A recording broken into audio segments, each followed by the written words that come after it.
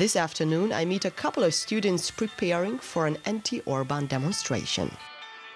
Hungary has experienced a wave of protests in recent days, and normally, of course, it's young people like Gaspar, like Eva, who come here to the Kossuth Square to say elég volt, which means it's enough. What exactly is enough?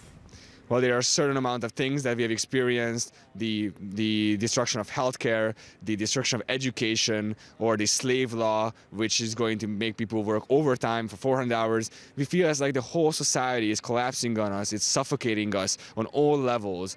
Unlike past anti-government protests, recent ones have not ended in Budapest. They have shifted to the countryside. We are in Nyíregyháza, in the northeast, one of the poorest regions of Hungary, and a stronghold of Fidesz, the governing party.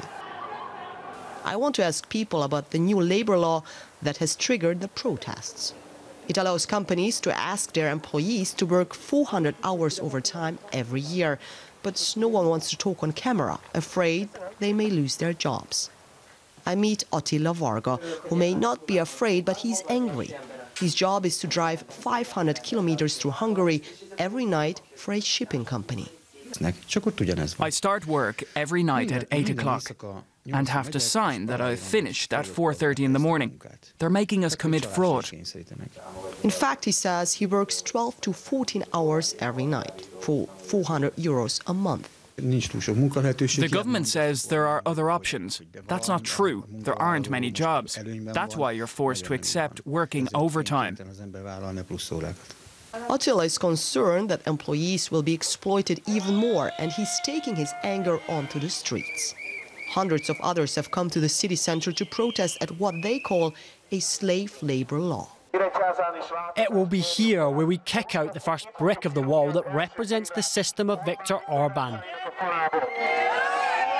But the organizers, different opposition parties, call for a peaceful protest. They don't want clashes with the police. They're chanting Orban out, we don't want your slave law.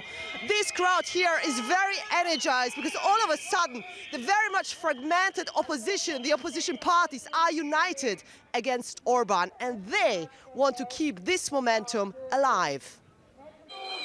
It's freezing, way below zero. The protesters here are determined to fight in the streets beyond Christmas. The big question is how many people will support this new wave of resistance.